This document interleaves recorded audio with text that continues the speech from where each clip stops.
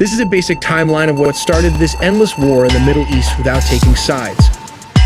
Let's take a look at what happened in the recent past couple of years. 2023, October 7 massacre.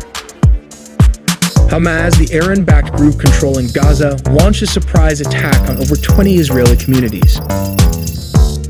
The assault was strategically executed using a combination of rockets, paragliders, motorcycles, and other vehicles to penetrate Israel Defense Forces. This coordinated attack aimed to cause maximum disruption and casualties within a short period of time. The sudden escalation of violence also drew Hezbollah, the largest non-state actor in the Middle East, into the conflict from Lebanon. Let's dive into the details of how the attack on Israel happened into 4 simplified parts of the operations. Part 1. In the initial phase of the operation, the stage was set for a dramatic and intense start. At around 6:30 in the morning, a staggering 3,000 rockets was launched from Gaza. This onslaught featured a wide array of rockets, including the distinctive homemade Qassam and the potent Iranian-made Fajr rockets. The Iron Dome missile defense system sprang into action to counter almost 60% of the rockets, animated in our recent video. Simultaneously, the skies near the border crackled with powered hang gliders and motorized paragliders and infiltrated the border. These unconventional flying machines serve as an unexpected element of surprise, challenging the air defense system.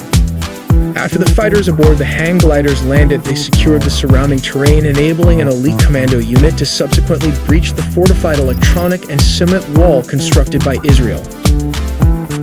Part 2. At 7:30, a critical juncture of the operation unfolded as fighters executed a coordinated entry into Israeli territory near the Kerem Shalom crossing. This crossing held immense significance as it served as a pivotal checkpoint between Israel and Gaza, symbolizing a breach into the heart of Israeli territory. Simultaneously, another group of determined fighters launched an assault on Israel's Erez border crossing station. With calculated precision, they employed explosives to shatter the formidable barriers that had stood in their way. Following this daring act, they swiftly sped across the border on motorbikes. Further enhancing their advance, bulldozers were deployed to widen the gaps created by the explosive breaches, facilitating the influx of even more fighters. These additional reinforcements made their entry into Israeli territory aboard 4-wheel drives, steadily expanding their presence within the enemy's borders. The stage was set for a multifaceted and meticulously coordinated operation as they continued their mission deep within Israeli territory. Part 3. A commando unit attacked the Israeli Army's southern Gaza headquarters and jammed its communications, thus preventing personnel from calling their commanders or each other. Part 4. The final part involved moving hostages to Gaza, mostly achieved early in the attack meant for a prisoner exchange. Israel then responded with airstrikes, taking the lives of many Palestinians, both civilians and fighters. To help you understand the basic IDF strategy, let's divide Gaza into 5 parts. We start with North Gaza, then move on to Gaza, followed by Deir al-Balah, Khan Yunis, and finally Rafah and this crossing towards Egypt. And a quick recap. Since Hamas' attack on October 7, the IDF has invaded Gaza from almost all sides by land, sea, and air. Firstly, invading Gaza from the north and progressing to central Gaza, while instructing Gazans to move to the south.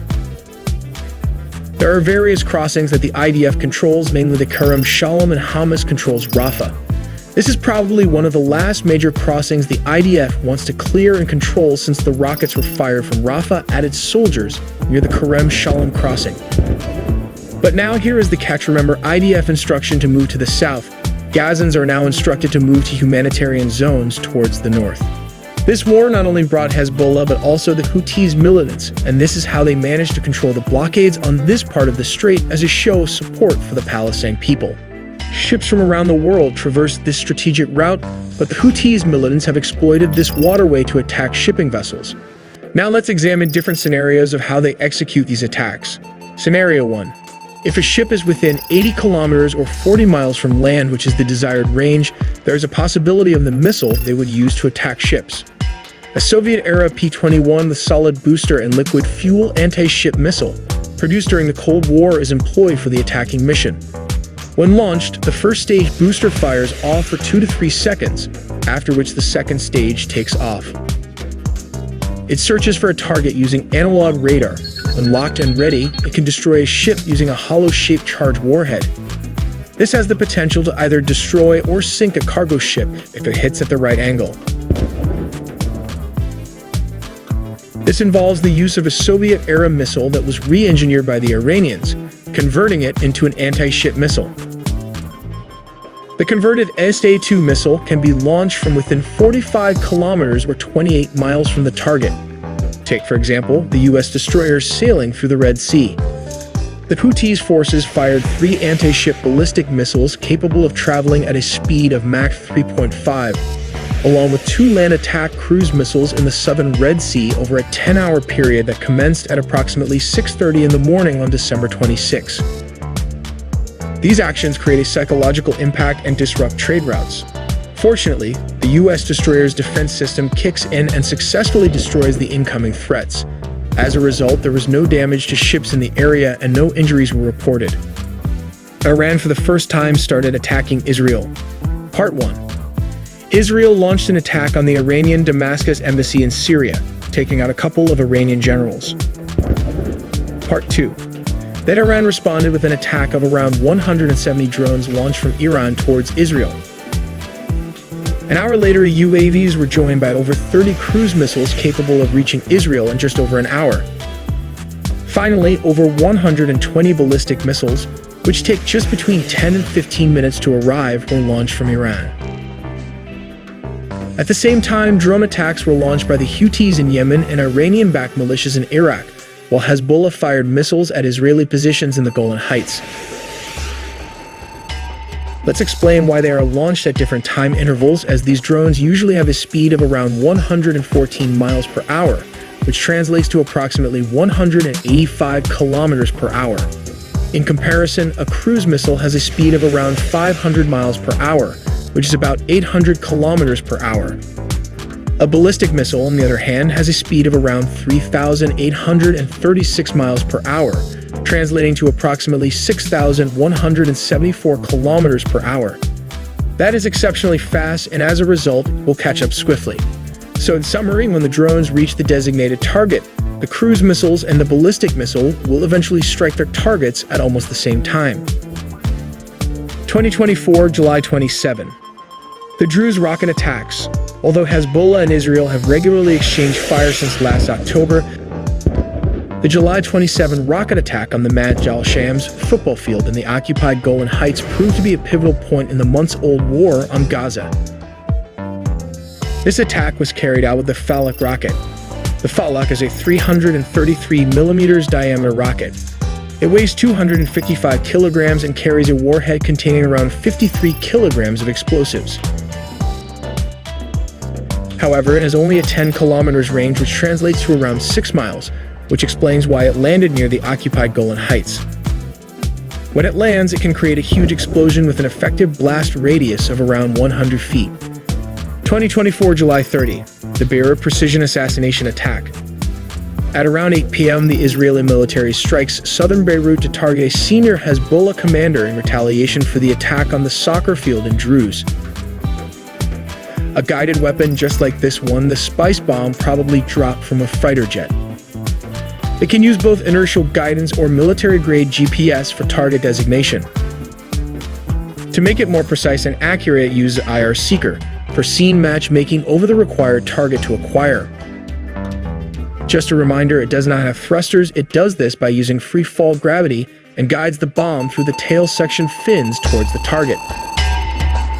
When it reaches its destination, it can penetrate around 3 meters of concrete with an advanced fuse that explodes with an 80 kilograms warhead in great devastation.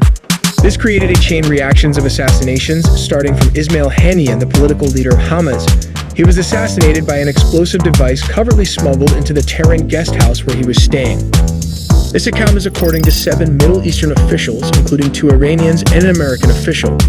It's important to note that this is one of the most heavily guarded areas in Iran, under the protection of the Iranian Revolutionary Guard. Here's how it might have worked. The agents, as suggested, placed the bomb in all 3 rooms 2 months ago. Then, when the time was right, it returned to the desired area near the mountain and activated the explosive from a safe distance by hitting the switch. taking out Haniyeh and his bodyguard, along with the destruction of this part of the room. Israel hacked into several commanders' phones and communication systems. When the commanders realized they had been hacked, they began switching to older technology such as pagers and walkie-talkies. This is how it happened. 5 months before the pagers and walkie-talkie explosion, a shell company, which was probably Mossad, called BAC Consulting in Hungary, bought the licensing rights from a Taiwanese company named Gold Apollo. Unconfirmed reports suggest that the company shipped the products, and at some point along the supply chain, explosives were planted along the way. The products were then shipped back to Hezbollah. To help you understand better, let's simplify the shipping routes. Hezbollah ordered the pagers from Hungary, which was probably Mossad, but the products were allegedly sourced from Taiwan and allegedly made by the Israeli. Afterward, they were reshipped to Lebanon from Hungary, and that's how they hacked or cut off communication.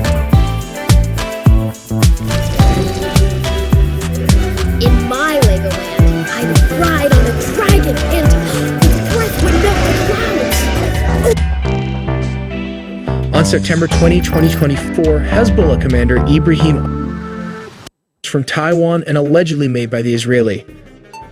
Afterward, they were reshipped to Lebanon from Hungary, and that's how they hacked or cut off communication. On September 20, 2024, Hezbollah commander Ibrahim Akil was also assassinated by a bunker buster bomb that took out the entire building block while he was having a meeting in the ground floor. This is how Hezbollah responded to Israel after the sophisticated pager and walkie-talkie explosions which occurred across Lebanon. They retaliated by launching guided missiles for the first time. The 3 strikes were carried out using Fadi-1 and Fadi-2 missiles as well as Katyusha rockets. The first 2 strikes, targeting the Ramat David base, were in response to intense Israeli airstrikes on southern Lebanon. The third strike, which targeted a military technology company, Rafale Advanced System, which makes the Spike missile animated in our recent video. Additionally, Hezbollah launched over 100 rockets early Sunday across northern Israel, with some landing near the city of Haifa. What sets these missiles apart from other Hezbollah rockets is that they are not unguided dumb rockets but are equipped with a guidance system. They may utilize inertial guidance systems, replacing the old midsection with a new navigation system. This technology, although quite old, is still effective because it cannot be jammed by radio waves, similar to the technology used in the Iranian Shahed drones used in Ukraine. On the 27th of September 2024, the IDF finally dealt a heavy blow to Hezbollah by launching airstrikes against its founder Hassan Nasrallah. This is Dahiyeh, a neighborhood near Beirut known for being a focal point during Israeli airstrikes. One of the key landmarks here is the Hezbollah headquarters. What makes this building particularly noteworthy is its underground basement, which is rumored to contain a network of tunnels. These tunnels are believed to serve as emergency escape routes, adding to the site's strategic importance. Hassan Nasrallah, a high-value asset, has been in hiding for the last 4 years. The IDF was able to pinpoint the date, event, and location of the 6-storied multi-building complex where he was believed to be present. However, there were reports that an undercover agent, possibly Iranian, informed Israeli officials about Nasrallah's arrival in a car. He reportedly arrived at Hezbollah's underground headquarters in the southern suburbs of Beirut for a meeting with several leaders. The tip-off was allegedly received by Israeli officials on the afternoon of Saturday, September 27th. A fighter jet was expected to target and illuminate the building using its laser targeting pod, focusing on one of the specific buildings. Subsequently, a dozen of F-15 jets dropped not 1 but 80 bombs of various types. The tip of the spear would have been the bunker buster bomb that can penetrate through this 6-story building, leveling all 6 structures to the ground and in the process eliminating Hassan Nasrallah in the action. To avenge Hassan Nasrallah assassination, Iran launched around 180 missiles, both hypersonic and ballistic weapons. These missiles traveled more than 1,000 miles from this valley to reach Israel's most populated city and military sites. Iranian ballistic missile strikes focus on key Israeli military sites such as Nevatim Air Base near Beersheba and Tel Nof Air Base, both of which house the billion-dollar Israeli F-35 fighter jets and other high-value assets. Additional targets included the Hatzerim Air Base in the Negev Desert and the Mossad headquarters in Tel Aviv.